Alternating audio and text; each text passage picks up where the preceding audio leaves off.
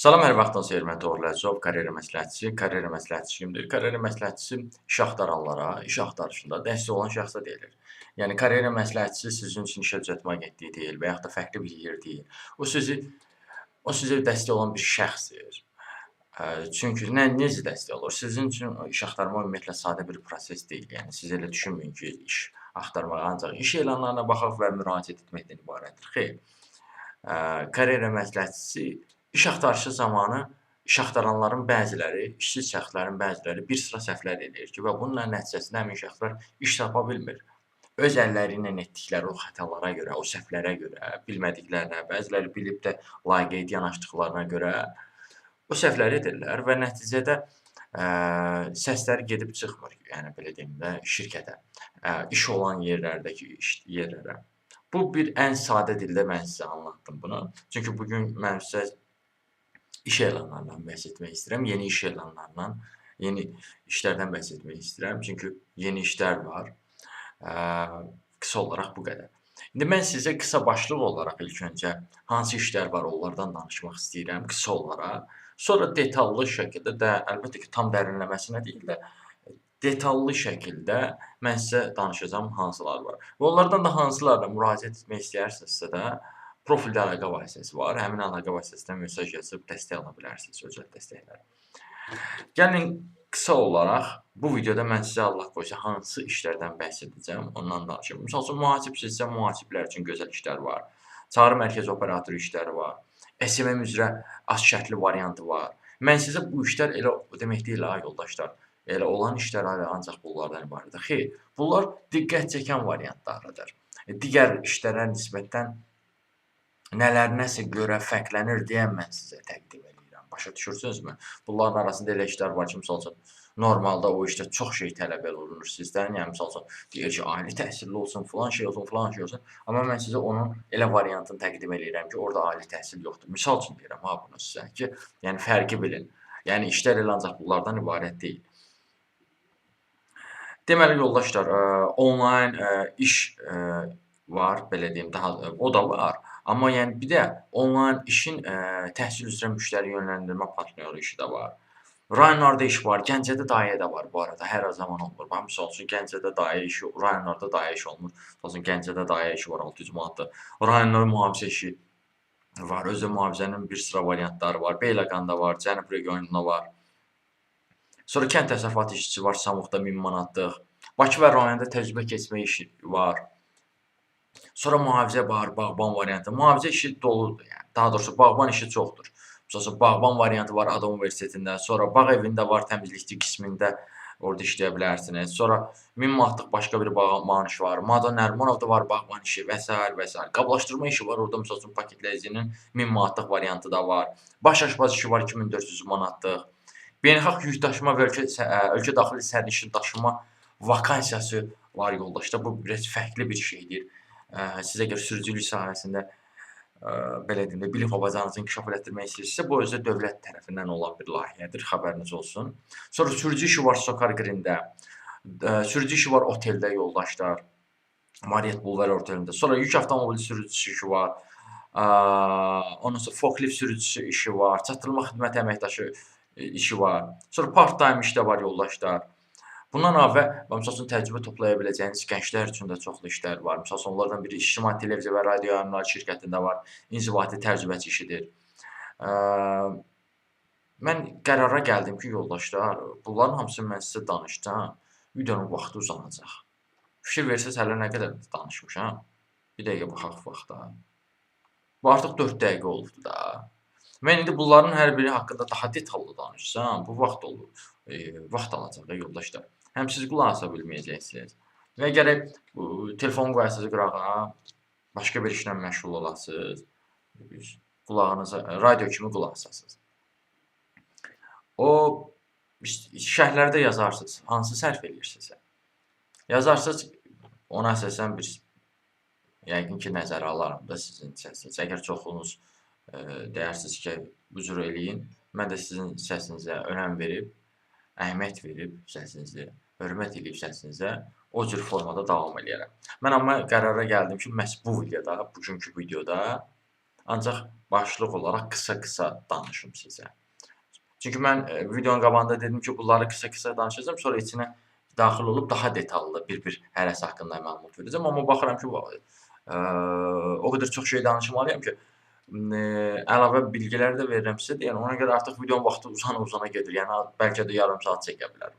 İndi siz bunu nəzərə alın, özünüz götür-qoy eləyin bu videoya əsasən, ona əsasən rəylərdə yazıb fikrinizi bildirə bilərsiniz. Sonra, baxın, misal üçün, ictimai televiziyada təcrübəçi işi var. Özü də elə belə təcrübəçi işi deyil, inzibat üzrədir. Sonra banklarda iş var, regionlar üzrədir. Könüllü olaraq gəncsinizsə, 17-18 yaşda, belə deyim də, 20-21, bank sektorunda həvəsiniz varsa, misal üçün, bu fürsəti dəyərləndirə bilərsiniz. Təcrübəçi işi var, Azərçilaqda. Sonra dövlət layihəsi var, orada da təcrübə diplomlaya bilərsiniz. Sosial tərəfdaş təcrübə proqramı. Sonra səyahəti sevənsinizsə, təcrübəçi işi var. Sonra Bravoda, misal üçün, marketlərdə ümumiyyətlə karyeri qurmaq istəyirsinizsə, Bravo deyildi bu, yox. Bu, Bazar Story olmalıdır. Bir dəqiqə zəhmət olmasa. Bu, mən dəqiqləşdirim sizə. Bu, ya Bazar Store'dur, ya da Bravo'dur. Bir dəqiqə. Bəli, Bravo'dadır. Bravo'dakı işə baş qoşa bilərsiniz, yoldaşlar. Müraciət edə bilərsiniz. Orada Gələcək Ulduzlar 2026 təcrübə proqramı var. Bundan əlavə, yoldaşlar, deməli, part-time başqa təcrübəçi işi də var.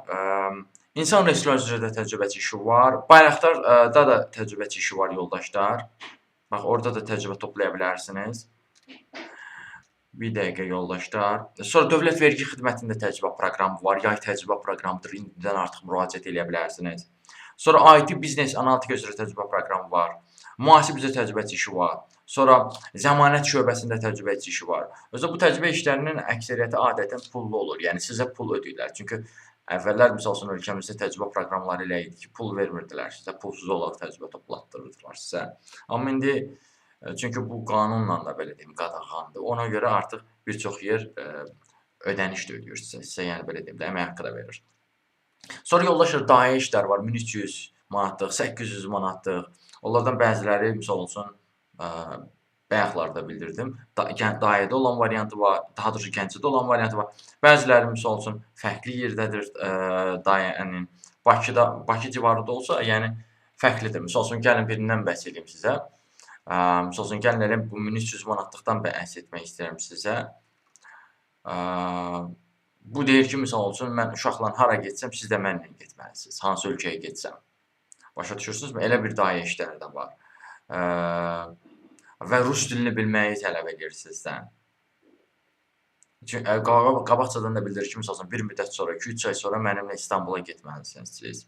Gedə bilməlisiniz və o təbii ki, qidalanmaların özü qarşılar. 25-50 yaşlı şəxslər müraciət edə bilər, amma əsas məsələ, yoldaşlar, bu təcrübə tələb edir sizdən, özü də az təcrübə tələb eləmir.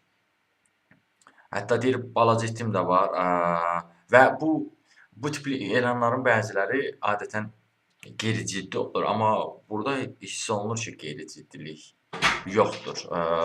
Yəni, ciddi bir elandır. Ona görə buna da dəyərləndirə bilərsiniz. 1300 manatlıq bir işdir. Ehtimal ki, bunun əmək haqqısı artacaq deyə güman edirəm.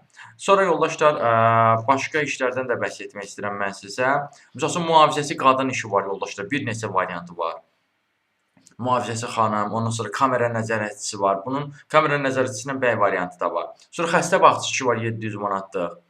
Bundan əvvəl nəzarətçi işi var. İndi mən keçirəm sırf kişilər üçün olan variantından. Nəzarətçi işi var Yellow Bankda. Mühafizəçi işi var 1000 manatlıq. Sonra növbə rəisi işi var. Kamera nəzarətçisi işi var. Gecə nəzarətçisi işi var. Mühafizəçi Bağban qismində var Canpa şirkətində. Sonra 1-2 aylıq işlərdən də bəhs etmək istəyirəm mən sizə, yoldaşlar. Misal üçün, helpdesk üzrə iş var, layihədir. 1 aylıq bir işdir. Sonra 1 aylıq təmizlikçi işi də var, müvəqqəti işdir, Fresh Catering şirkətində. Sonra 2 aylıq iş də var, Olimpiya stadionunda, təmizlikçi işçisidir. Sonra ofisant işi də var, yoldaşlar, 1000 manat civarında. Ofisant işlər bir neçə variantı da var. Tibb bacısı işi var, 600 manatlıq, 400 manatlıq variantı da var. İngilis və rus dilini bilirsinizsə, misal üçün, az variantlı, daha doğrusu az şərtli bir iş var, xarici turistlər üzrə bələdçi işidir. Bunun əmək haqqısı da nə qədər idi? Burada qazancı qane edici olmalı idi. Bir dəqiqə. Smile Toya şirkətindədir. Bəli, əmək haqqı verir 900 manat, amma ondan əlavə bonuslar da verir və baxın sizdən ciddi bir şey tələb eləmir. Ona görə videonun qabağında da bildirdim ki, bu iş elanlarının çox şey tələb eləməyənlər adətən mən sizinlə paylaşıram. Və məsəl üçün iş də öyrədilir, təcrübə də keçirilir. Yəni rəsmi də bir işdir. Başa düşürsünüzmü? Rəsmi iş yeridir, yəni. Smile Azərbaycan Toya şirkətində. Sonra davam eləyək biz yoldaşlar.